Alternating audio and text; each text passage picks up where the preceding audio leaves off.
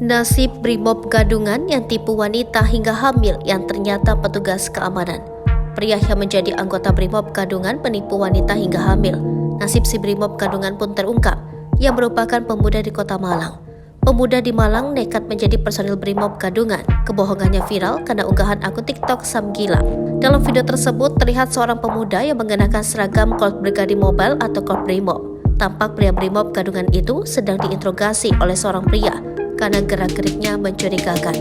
Rupanya, pemuda tersebut menjadi Brimob Gadungan dengan motif memikat perempuan pujaan hatinya. Atas perbuatannya itu, pemuda tersebut langsung digiring Polresta Malang Kota. Ia pun langsung disambut oleh sejumlah anggota polisi yang sedang bertugas. Dari informasi yang dihimpun, pada mulanya pria itu menjalin cinta dengan perempuan pujaan hatinya. Jalinan cinta berujung pada pria tersebut menghamili pacarnya. Dan selama itu pula, pria tersebut mengaku sebagai anggota Brimob.